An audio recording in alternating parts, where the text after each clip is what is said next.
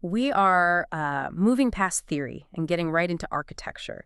Not the kind with bricks and mortar, but, well, the architecture of a well-lived life. Right. We've spent a lot of time establishing that structure matters. Yeah. We've talked about that PPP framework, Mm-hmm. personal, private, and public life. Exactly. But here's the thing.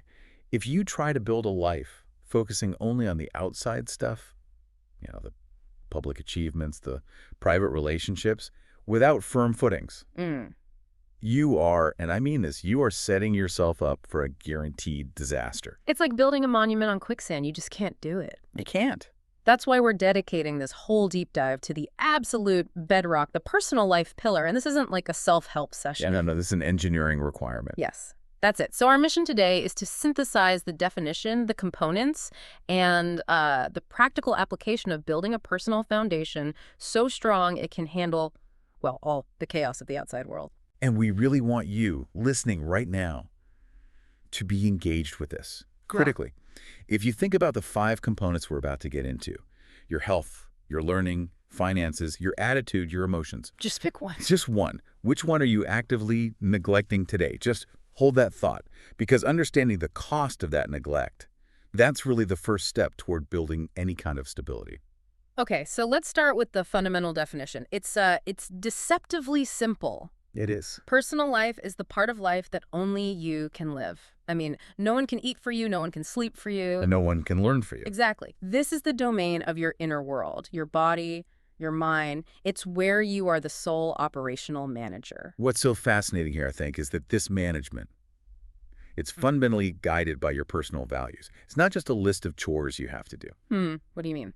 Well, if you truly aspire to some big public life goal, let's say you want to be a top-tier executive, that goal itself forces you to prioritize parts of your personal life. Oh, I see. It demands discipline in your body pillar to handle the stress and, constant upkeep of your intelligence pillar just to stay current. Your ambition kind of draws the blueprint for your personal maintenance schedule. And when that schedule is ignored, the failure is spectacular. It doesn't matter how admirable your ambitions are. Absolutely. We saw this powerful cautionary tale in our research about a young professional named Rena. She was driven, super intelligent, laser focused on her ambition, but she viewed anything outside of her job like sleep or decent food as basically a waste of time. And the outcome was predictable, really. A total physical collapse from exhaustion. Her ambition was fierce, but she had betrayed the very vehicle that was designed to carry that ambition. Right. And this is where the synthesis gets deep. Her failure wasn't just a body pillar failure. That collapse, it likely impacted her finance pillar, with medical bills. Of course. And it's certainly created her emotions pillar as she had to face burnout and a lot of self-reproach. That's a crucial insight. Neglecting one pillar doesn't just isolate the damage. It spreads. It's like a contagion throughout the entire system. It is. Rena's high intelligence, her career skills, they suddenly became useless because the vehicle was just incapacitated. The journey stops the second the foundation crumbles. So if the personal life is the vehicle, the mind, and the inner world, we have to know exactly how to structure its maintenance. So if that's the why, let's get to the what. The research clearly distills the personal life into 5 necessary components. These are the engines that have to run smoothly and simultaneously. So let's unpack these 5 core pillars. Okay, the first pillar is the body.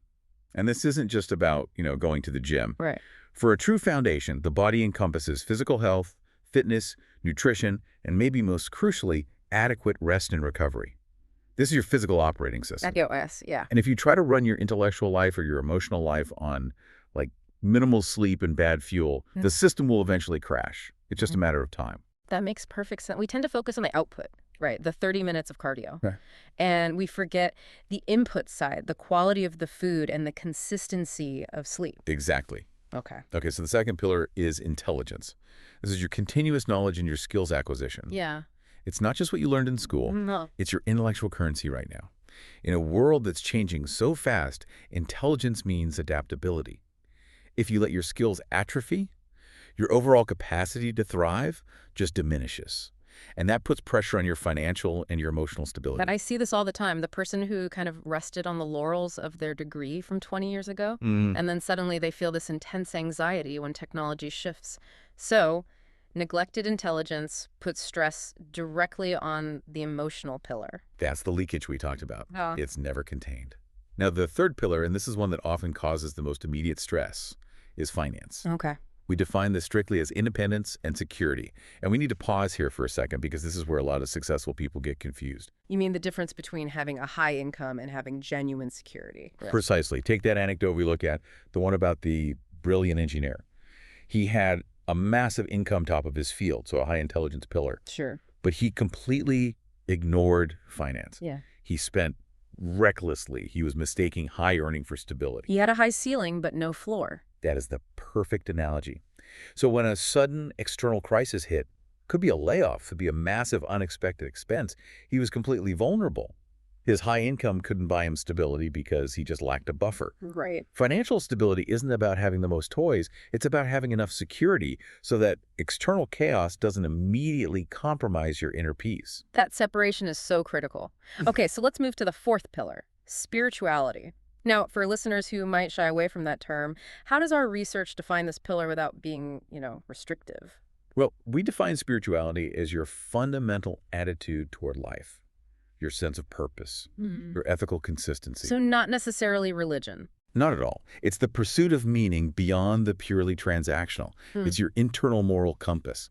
If this pillar is weak, your relationships become shallow, your successes feel hollow, and you start seeing people purely for what they can do for you. Which shifts your attitude toward others from one of empathy to one of pure utility. Right. That sounds like a massive vulnerability for your private life. It is. Yeah. I mean, if you lack purpose, you lack resilience.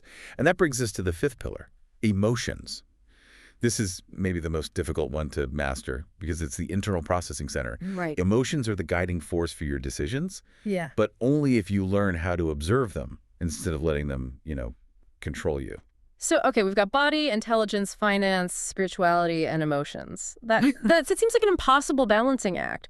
Why is maintaining all five so crucial? Can't I just be, amazing at my job, so intelligence and finance, and just sort of manage the rest? That's the temptation, isn't it, to just hyper-focus on your strengths.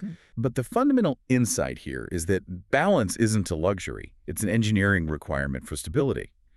If you have a car with 4 tires, and 3 are perfectly inflated but 1 is flat, the entire system fails. The flat tire negates the utility of the 3 good ones. So if you neglect your emotions, the anxiety and stress from that deficit will just leak into your intelligence, It will. making it impossible to focus and then maybe leading to bad financial decisions. Precisely. And we see the ultimate cost of this imbalance in that story of the successful entrepreneur. He achieved massive public success, fame, wealth, recognition. All the external stuff. All of it. But he confessed that despite all the wins, he just felt empty. He had hyper-optimized finance and intelligence, but had let spirituality and emotions just atrophy. So the public perception was success, but the internal reality was a void. A total void. Wow, that really hits home. It forces you to ask, what good is a giant, beautiful public structure if the foundation just feels hollow? And this leads us directly to the concept of minimum standards. We have to be realistic here. We're not asking you to chase, Olympic-level fitness, Nobel Prize-winning intelligence, and total financial independence all at once. That's peak performance. All right, that's impossible. We're talking about the minimum floor, the level below which recovery becomes exponentially more difficult. So you're saying if I'm aiming for, a C grade in every category, that's better than getting an A in 3 and an F in 2. Absolutely, 100%. Because the F grade in one area has the potential to wipe out all the hard work you did in the A areas. The research highlights the irreversible nature of certain kinds of neglect. If you let your health deteriorate to a catastrophic level, the body pillar collapses, no amount of money or intellectual genius can truly reverse that damage. You cannot buy back the lost years of mobility or energy. That's the hard truth, isn't it? You can always recover financially, but you can't always recover physically. Or intellectually. If you let your intelligence pillar atrophy to the point where your skills are truly obsolete, you haven't learned anything new in a decade. Yeah. The effort required to catch up is massive. Yeah. It's stressful. And it often requires sacrificing time from your other pillars, which just perpetuates the cycle of neglect. That's a downward spiral. It is. Moderation and balance are the minimum standard for sustainability. Yeah. If you want the vehicle to run for decades, all 5 components have to be at least minimally functional. Okay, this is where it gets really actionable for you, the listener, because the source material doesn't just diagnose the need for balance, it provides simple, high-leverage steps. Tiny inputs for massive structural output. Yes, things you can start applying today to raise that minimum floor. We've distilled these down into one immediate action for each of the 5 pillars. They're simple, but they are powerful. All right, let's start with the body. What's the highest value, lowest friction action item here? Schedule 30 minutes of movement daily. The research really emphasizes consistency over intensity. It's not about crushing yourself at the gym. Not at all. It's about making a non-negotiable commitment to keep the physical system engaged. A brisk walk, a light yoga session. The key is the daily habit, not the heroic effort. And for intelligence, Yeah. for the learner who feels, just overwhelmed by the sheer volume of information out there. Commit to reading one relevant book a month, or enroll in a short online course that challenges you intellectually. The goal is just to keep the intellectual engine firing. So you're constantly upgrading your own operating system. Exactly. You're not allowing skills obsolescence to creep in. Okay. Now, moving to finance. Since security is the goal, the action is twofold. First, track every single expense weekly for 1 month. You cannot manage what you do not measure. Mhm. Second, immediately start an emergency fund, even if it's just a small amount. This is that financial buffer that buys you peace of mind when external chaos inevitably strikes. Tracking expenses weekly is a game changer. It just stops you from living in denial about where your money is actually going. It restores control. It absolutely does. Hmm. Now, for spirituality, which we defined as attitude and meaning, the practice is gratitude. Okay. Write down 3 things you are genuinely grateful for every single day.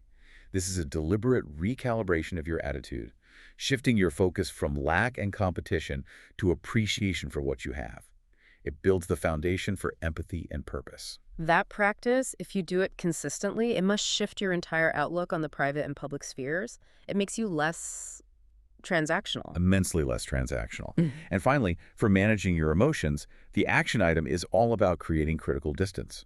How do you do that? You practice pausing before you react to things. When that immediate hot impulse flares up, you just stop and you ask yourself one simple question. Is this emotion guiding me or is it controlling me? That moment of pause is everything. It moves you from being a passenger in your own life to being the driver of your emotional state, Right. It allows intelligence to override impulse. which is the ultimate goal. That is the ultimate goal of the personal foundation. Building systems so sound that they enable clear, deliberate decision-making across all areas of your life. So what does this all mean? What's the big takeaway? We've established that personal life is not an elective. It is your indispensable foundation. It's required. It's required. If you want a life that is successful, resilient, and most importantly fulfilled, you have to strengthen your 5 pillars: body, intelligence, finance, spirituality, and emotions. And you have to do it simultaneously. And as we look forward, it's important to remember that this stability is what enables the next level of life architecture. The private life. This is the shared space, your partnership, your family, your closest relationships. The quality of your private life, where empathy and morality are tested every day, is entirely dependent on the stability of your personal foundation. You can only truly show up for other people if you have first secured your own vehicle.